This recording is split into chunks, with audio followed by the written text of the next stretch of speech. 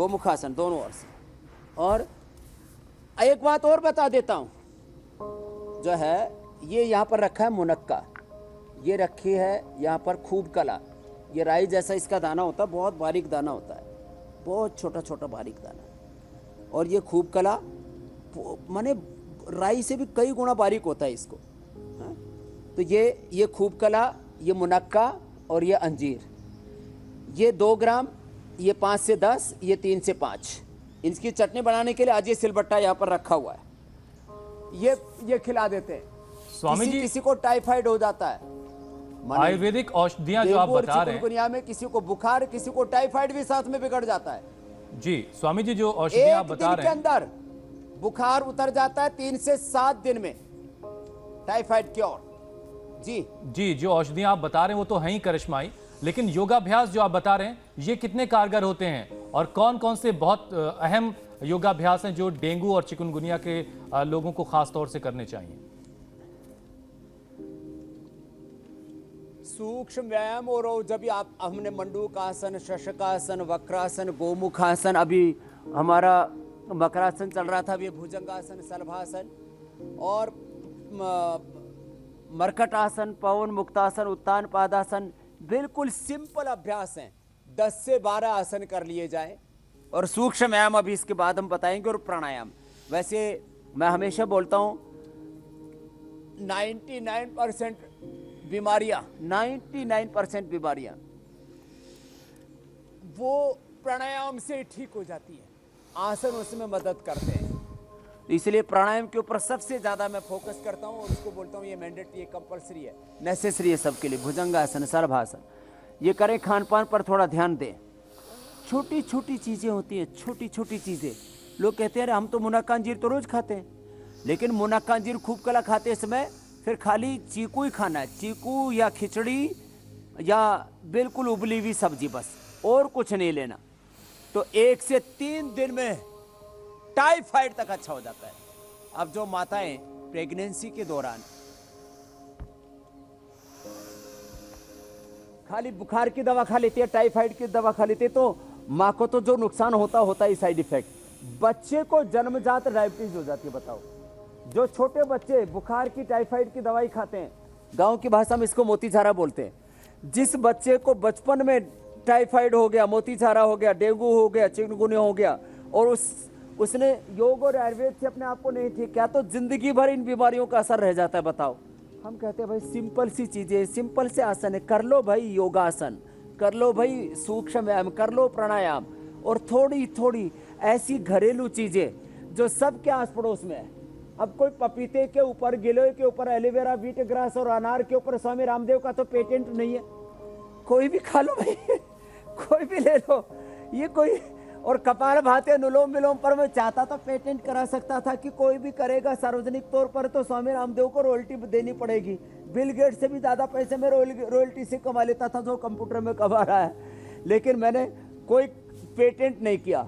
और जो ज्ञान था उसको सार्वजनिक तौर पर इंडिया टीवी के माध्यम से अब तो करोड़ों करोड़ों देश ही नहीं पूरी दुनिया में लोग, और जो हम सुबह सुबह कार्यक्रम देते हैं इंडिया टीवी पर तो देखते हैं, इसको फेसबुक पर लोग खूब शेयर करते हैं। और मैं भी लोगों से कहता हूं ज्यादा से ज्यादा इस नॉलेज को शेयर करो।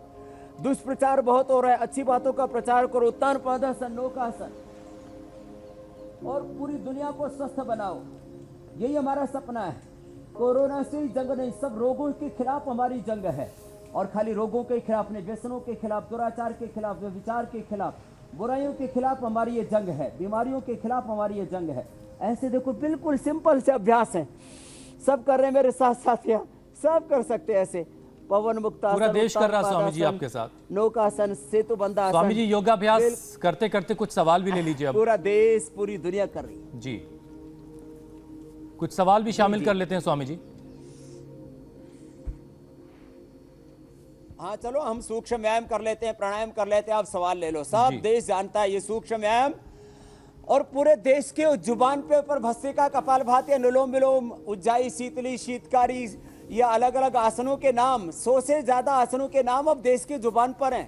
पहले छोटे बच्चे कपालभाति, अनुलोम विलोम ये नाम नहीं जानते थे, अब पढ़े लिखे से लेकर के अनपढ़ों से लेकर के सब ये जान रहे हैं और कर रहे हैं। आप सवाल ले लीजिए, हम तब तक सूक्ष्म व्यायाम और प्राणायाम करते रहेंगे। जी। स्वामी जी, प्रतिमा है वो जानना चाहती हैं कि जब प्लेटलेट्स 1 लाख से 1.5 लाख के बीच रहती है तब भी क्या पपीते के जूस का इस्तेमाल करना चाहिए रोजाना?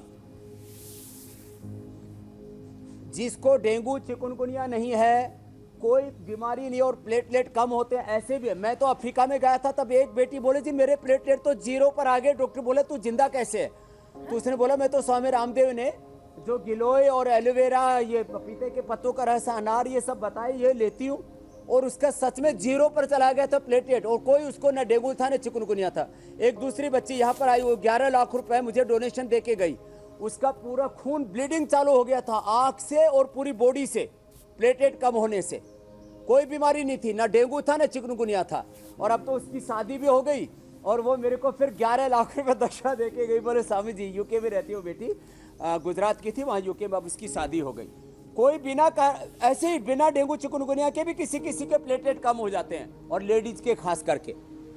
तो ऐसे में किसी को बिना किसी डेंगू चिकनगुनिया के, बिना किसी बीमारी के भी ऐसे प्लेटलेट कम हो जाएं, वो भी ये वीटाग्रास, ये एलोवेरा, ये गिलोय, ये पपीता और अनार, ये तो सिंपल चीजें है ना, कोई भी ले सकता है, इसमें क्या दिक्कत? स्वामी जी, हमारे एक और दर्शक है गोरखपुर से, इनका नाम है विजय पांडे। उनके लिवर में स्वेलिंग रहती है और हमेशा दर्द बना रहता है और प्लेटलेट्स भी कम है, इन्हें क्या करना चाहिए? उनको एक तो तला हुआ पूरा बंद कर देना चाहिए, और जो मैं 5 चीजें हमेशा बताता हूँ, मेथी, अजवाइन, जीरा, सौंफ, धनिया। मेथी, अजवाइन, जीरा, सौंफ, धनिया ये रात को भिगो करके 1-1 चम्मच सुबह इसका पानी पी लिया करें, और मुनक्का, अंजीर ये सुबह खाली पेट खा लिया करें, और अनार का रोज सुबह प्रयोग करें। अनार, पपीता, सेव ये सुबह सुबह नाश्ते में यही लें, और बोल्ड वेजिटेबल्स लें। उनका पूरा पेट भी अच्छा हो जाएगा, पाचन तंत्र पूरा अच्छा हो जाएगा, प्लेटलेट्स भी अच्छा हो जाएगा, लीवर में, इंटेस्टाइन में सूजन है वो भी दूर हो जाएगी, हीमोग्लोबिन कम है तो वो भी बढ़ जाएगा, और पूरे ब्लड के 3 जो मेन कंपोनेंट है, WBC, RBC, प्लेटलेट्स, तीनों अच्छे हो जाते हैं। कल ही आपने देखा था एक दिव्या बेटी, उसका 6 से 12 हीमोग्लोबिन। बस सिंपल खान पान और प्राणायाम पूरा करना। देखो ये जो है सूक्ष्म व्यायाम आदि तो हम बता ही रहे हैं, इसमें भस्त्रिका, कपालभाति, अनुलोम विलोम, प्राणायाम की बहुत जबरदस्त भूमिका है। इसलिए अभी हम प्राणायाम के ऊपर आएंगे, और जिसको भी ये प्रॉब्लम है किसी भी प्रकार के, वो सब के सब ये योगाभ्यास सिंपल है बिल्कुल, लेकिन इसका ये आप इवेलुएट करते हैं मेडिकली बीमारियों को के उपचार की दृष्टि से।